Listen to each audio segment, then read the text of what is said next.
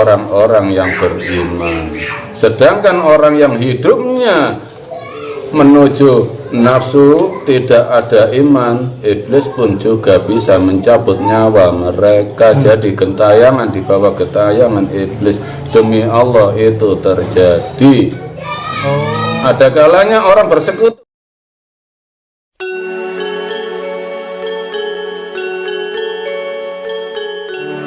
Di situ saku, fi'ilnya fi'il madi, ada wawu jamaknya, perjalanan hidup saku itu yang sudah dilakukan melangkah hidup ini loh. Makanya kalau terjemah Indonesia saya nggak mau ikut-ikut terjemah mereka. Terus ini Bang, bagaimana cara orang yang banyak dosa itu cepat masuk surga? Cara orang yang dosa itu biasa, manusia melakukan dosa. Al insanu makhluk khotok wa nisyan. Manusia itu tempatnya salah dan lupa, yang nggak boleh itu lalai. Kalau kita berdosa, Allah kan sepunya sifat Ghafurur Rahim. Caranya cepat habis, ya harus hijrah. Dari keyakinan yang tidak meyakinkan menuju keyakinan yang meyakinkan, otomatis dosa habis. Karena apa?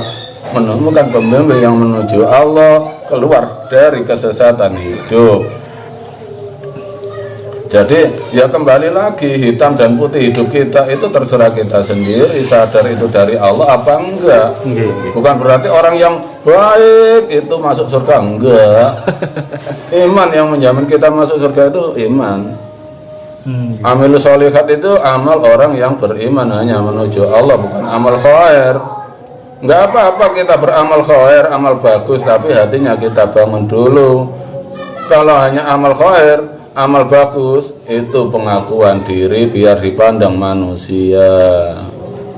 Amal bagus, iman dipandang, enggak apa-apa, los, enggak apa-apa. Memang kita di karakter dia menjadi orang yang baik hati, tapi di situ kalau menemukan pembimbing hati, amal soleh, nanti akan tidak menghilang karakter sebagai dermawan, tapi asli membawa iman. Tinggal menata hati, jadi nggak ada yang salah, orang baik buruk nggak salah, ya. Tapi hatinya ada yang menata, makanya butuh mencari ulil amri, pembimbing sejati. Terus bagaimana Islam memandang tentang konsep reinkarnasi, Nano? Reinkarnasi itu nggak ada. Roh satu ya untuk satu orang. Kalau roh satu untuk dua orang gimana? Memangnya Allah kehabisan stok roh? Allah tinggal kun fayakun sudah ada kok. Nggak ada reinkarnasi. Makanya la tanfa'u ma'ulun wala banun, nggak ada. Iman turunan nggak ada. Ilmu turunan bisa, tapi iman turunan nggak ada. Berarti nggak ada ya Bang ya? Nggak ada reinkarnasi.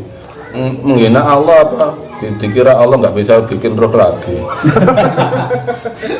Wah, berat kalau gitu ya.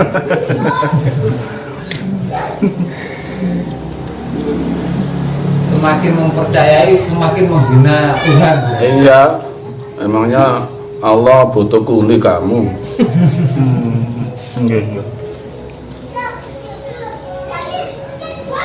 Kalau tentang ini ya, sesungguhnya kami menghidupkan orang-orang mati. Lanjut sih. Tolong dibacakan Qurannya dulu, jangan langsung terjemahannya. Terus ini Bano, benarkah bulan Ramadan setan itu dirantai Bano?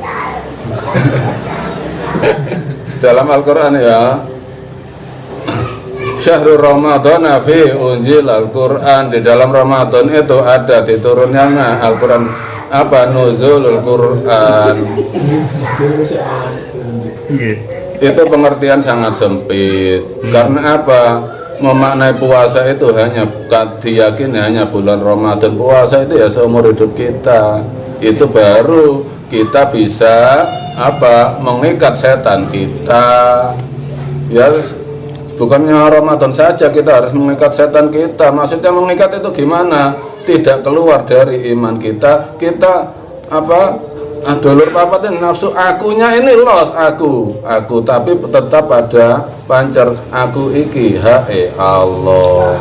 Jadi itu loh yang di kerangkeng itu akunya kita tetap kita lakukan. Memang kita manusia ada nafsu itu memang pembawaan dari Allah, tapi menempati posoe ngeposne rasa yang Allah, ngadep mantep urip yang Allah. Apapun yang terjadi dalam takdir kita hiburan dari Allah, kita nikmati, tidak untuk melupakan Allah. Jadi karakter apapun tidak untuk menjauh dari Allah, tapi mendekatkan diri pada Allah dengan menempati pancere urip ngadep Gusti. Ramadan hanya kalau Ramadan di mana nih puasa ya sangat jauh dari iman. Setan dirantai. Setan kita yang kita rantai, bukannya setan-setan jerangkong. Mana ada? Apa bisa genderuwo dikecek, digembok, diborgol? Siapa yang pernah memborgol genderuwo? Tolong. Kok ada aja bahasa aneh-aneh hayalan. Berarti hayalan semua itu ya, Mas? Iya, apa ada Satpol PP untuk pocongan? Tapi asik, saya dulu juga percaya seperti itu, Mbak No. Iya, sama-sama kita kan dulu masuk alam mimpi, tidak alam nyata.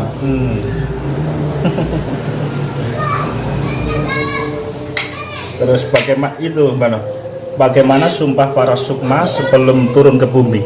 Sumpah para sukma, ya janji setia hanya menyembah Allah. Alastu bi rabbikum qalu bala syahidna. Jadi roh sebelum disatukan dengan jasad itu roh sudah iman luar biasa. Dan di situ alastu ditanya oleh Allah, alastu roh, apakah kamu kalau saya satukan dengan jasad itu tetap iman? Qalu, roh menjawab, bala, iya. Dan dia janji setia ke Allah, syahidna, janji saya ya Allah akan setia kepada Allah. Itu kan roh belum disatukan dengan jasad, nggak tahu dia gimana jasad itu, nggak tahu roh itu. Jasad itu gimana belum tahu. Jadi tahu ya? Iya, percaya diri ya saya tetap iman. Ya sama dengan malaikat. Ketika Allah ini ja'ilun fil ardi khalifah, saya akan menciptakan khalifah di bumi, malaikat yang enggak terima. Qalu ataja'alu fiha ma yufsidu fiha wa yasfiku dima wa nahnu nusabbihu bihamdika wa nuqaddisu lak. Mengapa ya Allah kau jadikan manusia menjadi khalifah di bumi? Padahal manusia itu senang membuat kerusakan dan mengalirkan darah. Saya ini loh yang selalu bertasbih. Itu kan malaikat belum mengalami kalau jadi manusia. Makanya Allah menjadikan dua orang malaikat menjadi manusia, yaitu malaikat Harut dan Marut, dikasih nafsu seperti manusia. Nyatanya apa? Ingkar. Sekarang dihukum, yang satu di hutan, yang satu di gua. Roh pun juga begitu. Sebelum disatukan dengan jasad, percaya dirinya luar biasa, ya janji syahidna, sudah bersahadat. Karena belum tahu bahwa jasad itu ya Allah, ya gitu itulah ya, seperti kita ya ini. Begitu disatukan dengan jasad dan lahir, ya menangis loh. Roh selama ini nggak pernah merasakan haus lapar, ternyata disatukan dengan jasad merasakan haus dan lapar, menangis. Nah di saat kita lahir menangis, orang tua kita hanya mensuplai urusan jasad, rohnya nggak pernah disuplai. Roh itu iman yang sejati. Makanya kita dari bayi sampai tua tertutup oleh kebutuhan jasad, ditutup terus iman kita tertutup oleh kebutuhan jasad. Makanya dalam jamaah saya oleh Allah diberikan amanah membuka semua yang menutupi roh untuk iman, kita buka. Disitulah menemukan Nur Muhammad lahir, iman yang baru, terangnya hati, mijir. Istilahnya mijil, lahir iman yang baru setelah kita buka yang menutupi mutiara hati. Dan itu Yang saya tahu, yang oleh Allah diberikan bisa hanya saya dan jamaah saya yang saya tahu. Ya, semua yang lain menempati nasihat hati, tidak membuka hati. Makanya untuk pemirsa dari manapun, dari Indonesia atau luar negeri, kalau ingin dibuka hatinya, mijil iman yang baru, ada jihadnya, ada perjuangannya, datang kepada saya.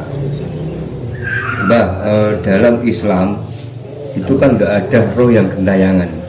Apakah roh itu bisa kabur dan gentayangan kemana-mana dari malaikat maut? Iya, yang saya tahu begini ya. Memang pada dasarnya yang oleh Allah ditugaskan mencabut ruh itu malaikat Israel. Tapi jangan lupa, iblis pun bisa memohon Allah untuk mencabut ruh.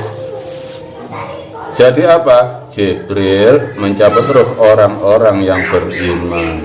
Sedangkan orang yang hidupnya menuju nafsu, tidak ada iman, iblis pun juga bisa mencabut nyawa mereka. Jadi gentayangan di bawah gentayangan iblis, demi Allah itu terjadi.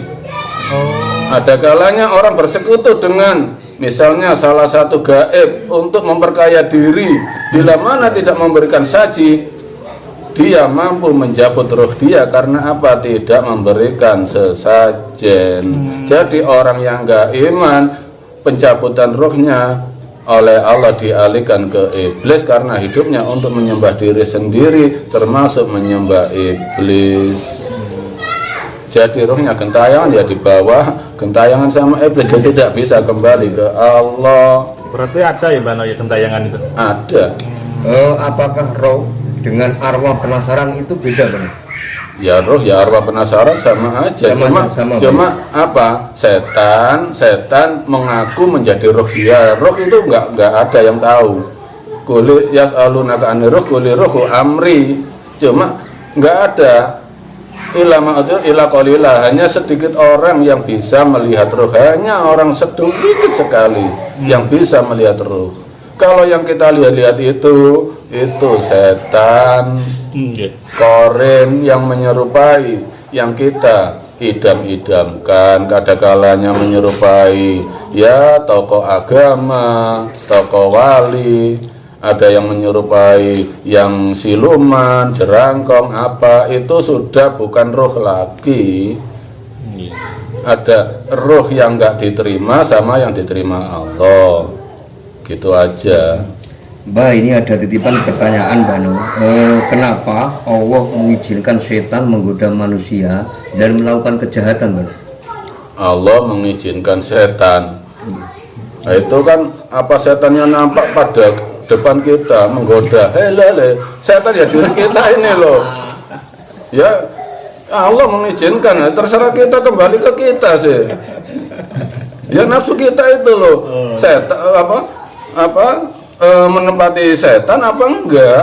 Berarti setanan nih. Enggak kesetanan. Setanan. Bagaimana cara setan menggoda? Ya kembalikan ke kita. Asli kita diikuti nafsu apa iman, itu aja. Apa ada pocongan mengajak minum arak? Ya enggak ada. Saya diajak gendruwo togel, ya enggak ada. Ya diri kita, kembalikan setan pada diri kita. Nggih.